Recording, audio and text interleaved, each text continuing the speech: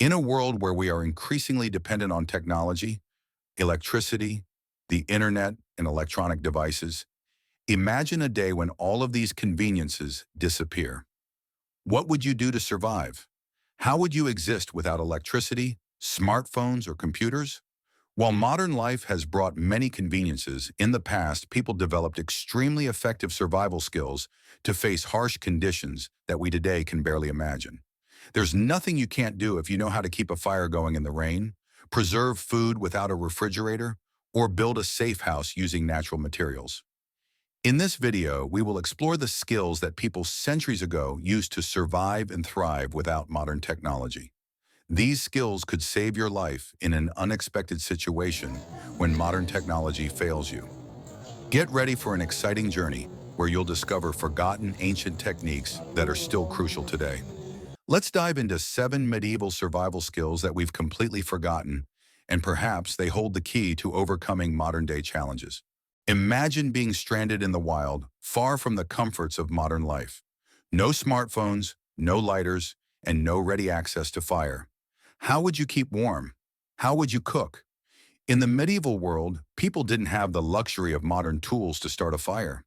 Yet they had developed methods that were both practical and genius, ensuring that fire, an essential element for survival, was never too far out of reach. One of the most incredible techniques they used was the fire bundle, a simple yet brilliant solution that allowed people to carry a live ember for days, sometimes even weeks, without needing to reignite it. They would use hollow plant stems, such as elder or reed, to store smoldering embers. Both ends of the stem would be sealed with clay or wax, and the limited oxygen inside kept the ember alive, slowly burning but never consuming itself. The fire bundle could be stored in leather pouches or wooden cant. This method was far more reliable than the usual flint and steel. Even if the weather turned wet, as long as you had your fire bundle, you would always have fire at hand. When you needed a spark to rekindle the ember, you'd simply crack open the stem, transfer the ember to tinder, and gently blow it to life. No friction, no sparks, just a preserved flame waiting to burn again. What's even more astonishing is the fact that these fire bundles weren't just a simple backup plan. Some could keep the ember alive for weeks at a time.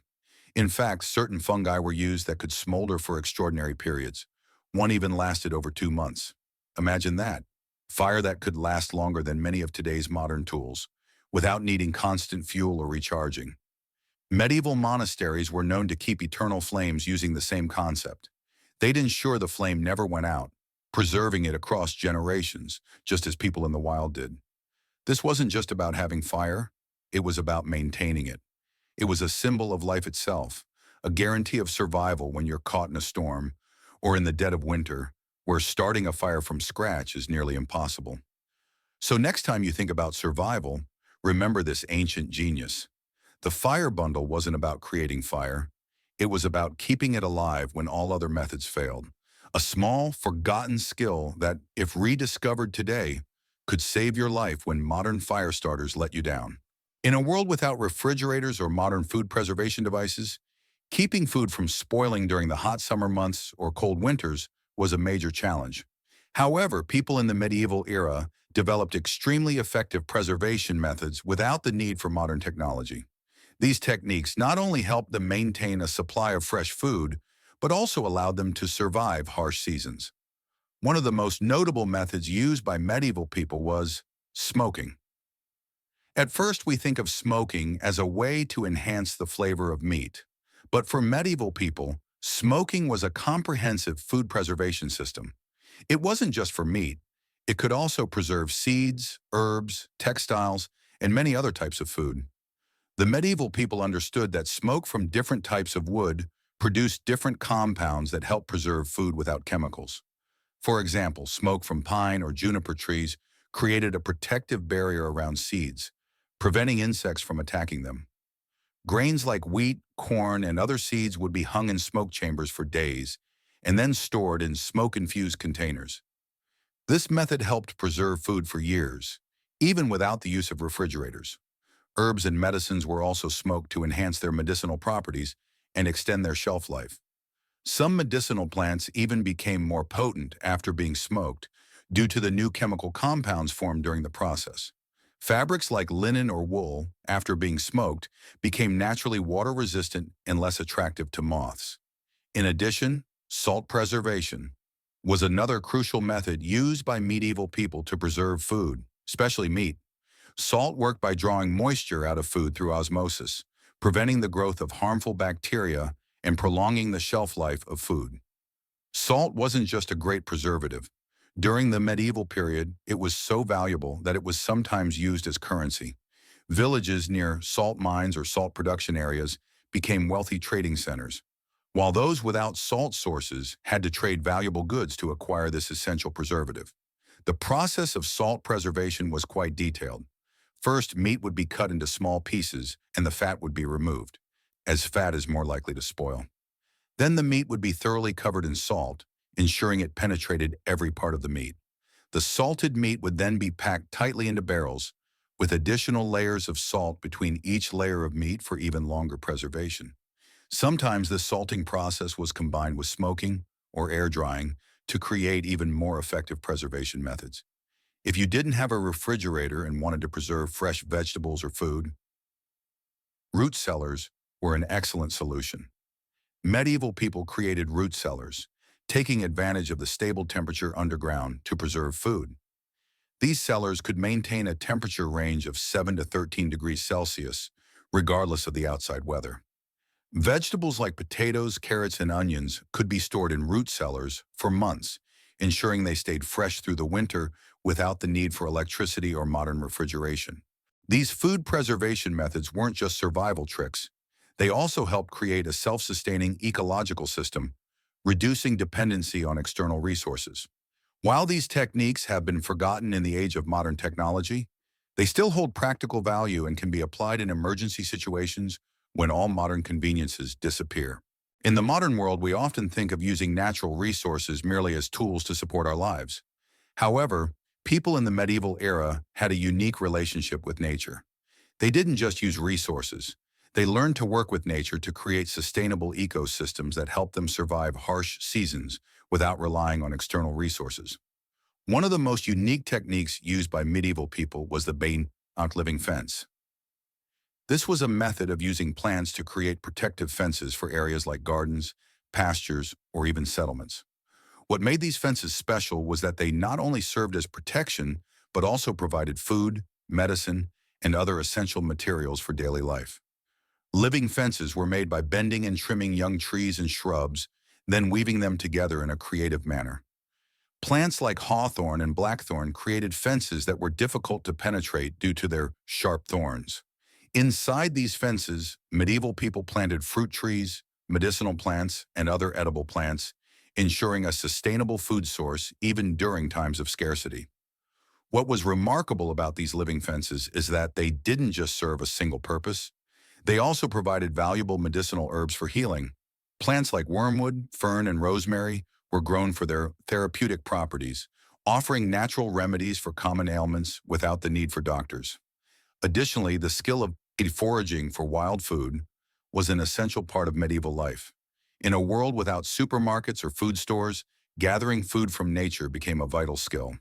Medieval people knew how to identify and harvest wild herbs, berries, and edible plants from the environment, ensuring a supply of nutrients throughout the year. One of the most popular forage foods was the dandelion. While today it is often seen as a nuisance weed, in the medieval era, dandelions were a versatile food source. Every part of the plant could be eaten. The leaves were used in spring salads, the roots were roasted to make a coffee-like drink, and the bright yellow flowers were even used to make wine. The medieval people were the original zero-waste food movement. Besides dandelions, wild fruits such as blackberries, elderberries, and wild strawberries were collected to provide rare sweetness in a world without sugar. These wild berries, although smaller than the varieties grown in modern grocery stores, were packed with intense flavor and nutrients. The sorrel plant was also important as it provided both food and medicine. It could be used to treat minor wounds while also serving as a nutritious leafy green for salads. Other plants like plantain leaves could be applied to insect stings or consumed as a vegetable. Young pine shoots could be chewed for vitamin C to prevent scurvy during the winter months, when fresh greens were unavailable.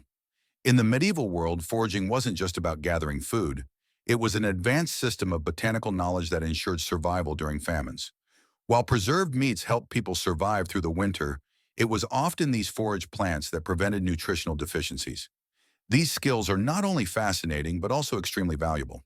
Learning to work with nature, grow sustainable ecosystems, and gather natural food sources without relying on modern technology is a lesson that can be applied to today's world. When it comes to survival in the medieval era, one essential factor was the creativity in developing homemade technologies.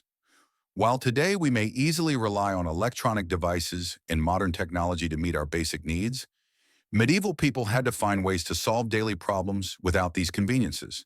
However, they managed to create incredible technologies that allowed them to survive and thrive without expensive resources or energy sources.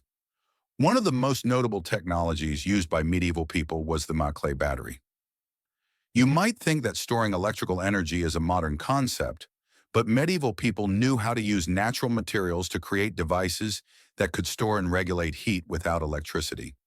These Maclay batteries are to one were not just simple pots, but systems designed meticulously to preserve food and provide cooling without the need for refrigerators or electric appliances. These clay vessels were made from special clay that had the ability to retain and regulate heat.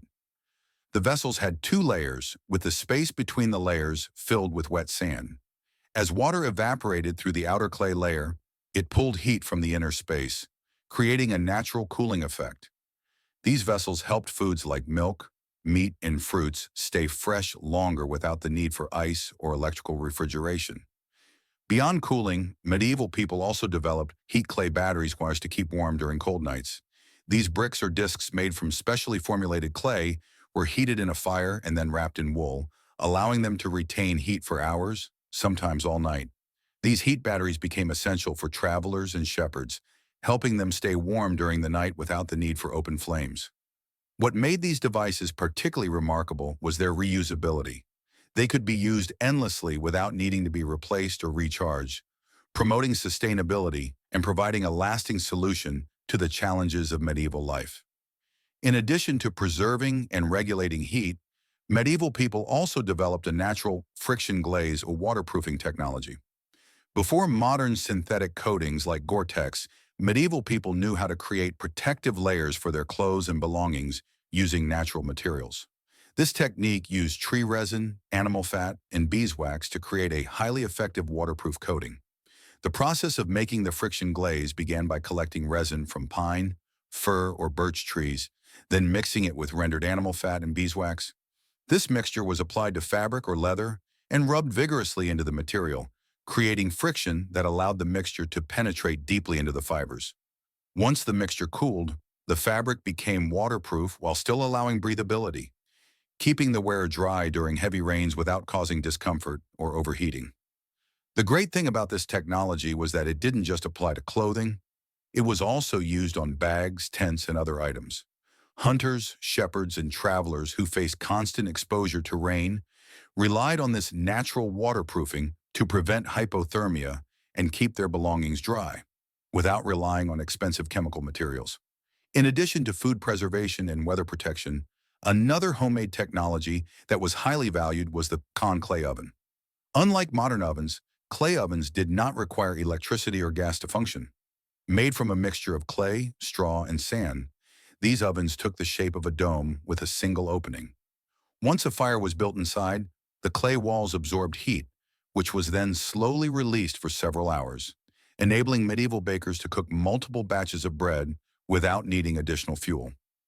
These clay ovens were the perfect solution for people living in rural or remote areas where there was no access to electricity or gas.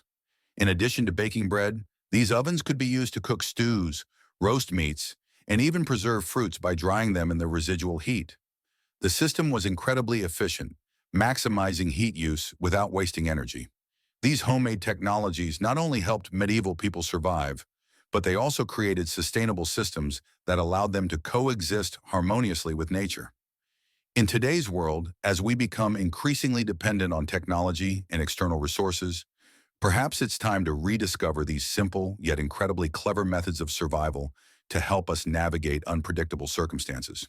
In the medieval era, not everyone had access to books or knowledge in the way we do today. Storing and passing on information primarily relied on traditional methods, transmitted orally across generations and within communities. These knowledge systems not only helped people survive, but also allowed them to thrive in a society that lacked modern tools for storing information. Two of the most special knowledge systems were unsound navigation and communal knowledge networks. Sound navigation was a particularly unique skill used by medieval people when they had no maps or electronic devices like GPS. Instead, they developed the ability to listen and analyze sounds to determine their location, recognize changes in the environment, and adjust their journey accordingly. Pilgrims, merchants, or anyone traveling long distances could rely on the acoustic properties of the environment to figure out where they were and whether they were heading towards safety. Sound could reveal many things that the eye could not see. For example, the echo pattern of a shout in a valley could indicate that you were near a ravine, or faint sounds from a distance, like rain falling on leaves or the wind changing, could signal upcoming weather changes. Medieval people also learned to use sound to detect streams from miles away, or even predict rain or snow before they arrived. Not only was sound a tool for navigation in nature, but it also helped protect medieval people from dangers in the dark or when thick fog obscured their vision. Being able to identify and use sound to predict changes in the weather or the environment became a crucial part of their survival skills. Alongside this, medieval people developed communal knowledge networks to preserve and pass on essential survival information. Before books or modern tools for storing information existed, humans created knowledge networks through songs, stories, games, and other methods. These systems not only helped people remember survival skills, but also ensured that this knowledge was not lost over generations. One of the most effective methods was sharing and distributing knowledge within the community. Rather than one person holding all the information, each individual contributed a small part to the memory network of the whole community. For example, one person might know medicinal plants, another might understand harvesting methods, and someone else would know how to prepare the plants for healing. Each person in the community played a role in preserving and passing on knowledge. Moreover, knowledge was also stored and passed through songs, stories, and specialized games. Songs weren't just for entertainment. They were tools to help people remember vital information about crops, plants, medicine, and survival skills. The melodies and rhythms made it easy for everyone to recall essential information. Games also had educational value, allowing children to learn survival skills naturally, without formal instruction. These communal knowledge networks weren't just a form of education. They were a way of safeguarding survival in a society without books or modern information and storage technologies. Vital information about health, food, and survival was preserved through generations, thanks to these networks. In the modern world, we can still learn a lot from these systems. The combination of sound navigation and communal knowledge networks is a testament to the creativity and resilience of humans in preserving and sharing information during challenging times. Learning and applying these methods not only helps us understand history, but also offers useful solutions in today's world. As we conclude this journey into the past, it's clear that the survival skills developed by medieval people were not just about enduring harsh conditions. They were a testament to human ingenuity, resilience, and harmony with nature. The techniques they used to keep fire alive, preserve food, navigate using sound, and pass on vital knowledge have stood the test of time and continue to offer us valuable lessons today. In a world where technology dominates every aspect of our lives, it's important to remember that sometimes the simplest solutions are the most effective. These medieval skills remind us of the importance of sustainability, resourcefulness, and working with nature rather than against it. If you've enjoyed learning about these forgotten techniques, don't forget to like this video, share it with others, and leave a comment about which medieval survival skill you found most fascinating. And if you want to explore more fascinating topics like this, be sure to subscribe to our channel and hit the bell icon to get notified about new content. Join us again as we continue to discover hidden knowledge from the past that can help us navigate the challenges of the future. Thank you for watching. Stay curious, stay resourceful, and stay connected with the wisdom of the past.